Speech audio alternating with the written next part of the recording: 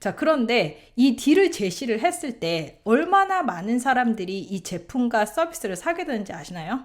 우리 브랜드라든지 제품이라든지 서비스에 대해서 알고 들어본 사람들의 경우 1%에서 5%가 전환이 돼요.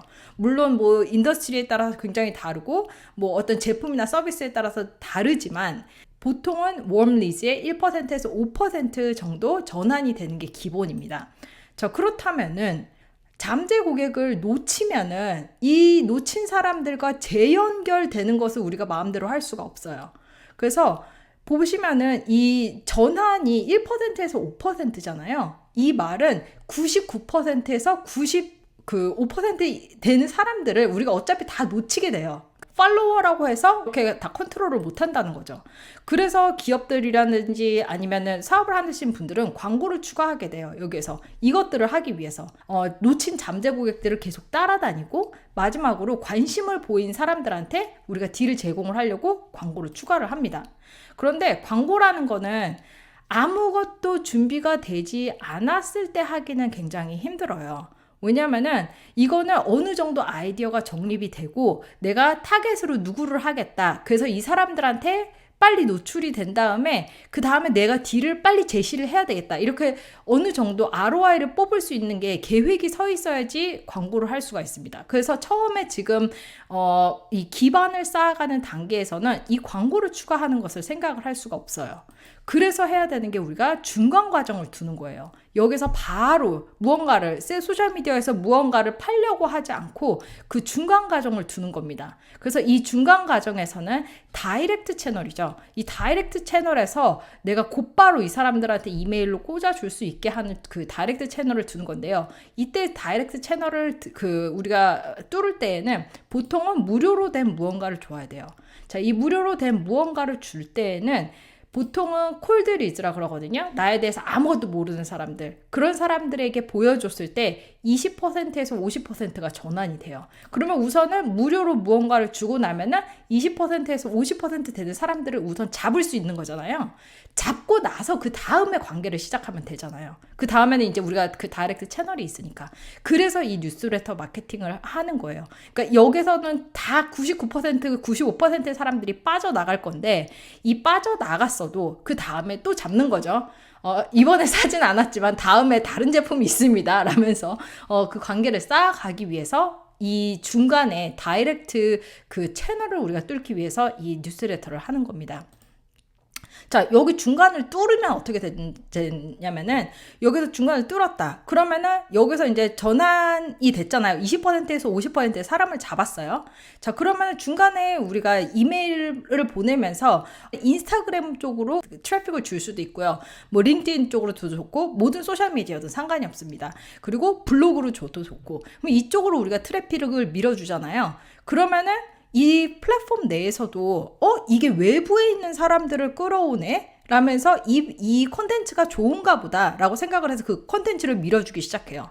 그러면은 그 콘텐츠가 탄력을 받으면은 더 많은 사람들이 내 콘텐츠를 보게 되겠죠. 그러면은 더 많은 사람들이 보면은 다시 이쪽으로 와서 나한테 무료로 무언가를 신청할 확률이 높아지잖아요. 우리는 이거를 하는 겁니다. 그래서 확률을 높인 다음에 여기서 또 직접적으로 가서 여기 세일즈를 하고 세일즈 지금 안 사도 돼요. 지금 안 샀다면은 다시 돌아가서 기본적인 걸 해도 됩니다. 제가 이거를 하면서 말씀을 드리고 싶은 거는 저한테 있어서 어떤 강의나 워크샵, 뭐 전자책 이런 걸 사신 분들 있잖아요. 이런 걸 사신 분들의 꽤 많은 분들이 사실은 처음에는 저를 믿지 않고 거의 모든 걸 사지 않으셨어요. 그래서 어떤 분 같은 경우에는 저는 연실님 뉴스레터를 3년, 4년 받아왔는데 이제 처음 강의 사봐요. 이런 사람도 있거든요. 그러니까 지금 사지 않는다고 해서 그 사람이 영원히 나의 고객이 되지 않을 거라는 보장은 없습니다. 그러니까 그리고 고객이 되지 않아도 괜찮아요. 고객이 되지 않아도 결국은 나의 청중으로서 나의 이 청중 베이스를 넓혀주는 그런 고마운 존재가 되기 때문에 이거 같은 경우에는 우리가 어떻게 보면 소셜 미디어를 활용하는 것만큼 어떻게 보면 그 이상으로 우리가 중시를 해야 되는 거기 때문에 제가 이 챌린지를 꼭 여러분들과 함께 하고 싶었어요. 많은 분들이 이렇게 생각할 거예요. 저 아무도 없는데요. 이메일을 보낼 사람이 아무도 없어요. 이렇게 생각을 하시잖아요. 자, 누구든지 다 0명부터 시작을 합니다. 자, 그럼 0명인 상태에서 어떻게 초기 구독자를 확보를 하느냐? 누군가를 데려오려면은 내가 함께 하고 싶은 사람들이 누군지를 알아야 돼요. 내가 누구랑 함께 하고 싶은지도 모르는데 어떻게 누구를 데려오겠어요. 그쵸? 내가 함께 하고 싶은 사람이 누군지 이걸 명확하게 하는 게 중요합니다. 자, 우리는 앞으로 내가 지금 제품이나 서비스는 없지만은 내가 앞으로 어떤 제품이나 서비스를 만든다면은 요런 거에 대해서 제일 좋아할 사람들이 누구인지를 한번 생각을 해보는 거예요. 지금 다 이 강의를 신청을 하셨으면은 내가 구체적인 아이디어는 없어도 두리뭉실한 아이디어는 있을 거예요. 아니에요? 그러면 그 두리뭉실한 아이디어라도 이거에 가장 잘 맞는 사람들이 누구인지 생각을 해보는 거예요. 이게 결국은 이제 우리가 니치를 잡는 거거든요. 자, 근데 니치를 잡는 건데 많은 분들이 니치를 잡을 때 이렇게 뭐 어려운 말로 뭐 잠재 고객의 뭐 퍼스널을 잡아라 뭐 이런 식으로 하잖아요. 그러면서 뭐 나이대는 어떤지, 직업은 어떤지, 성별은 어떤지 뭐 이런 걸 잡으라 그래요. 근데 이거보다 훨씬 더 중요한 거는 이런 것들이라고 생각을 해요.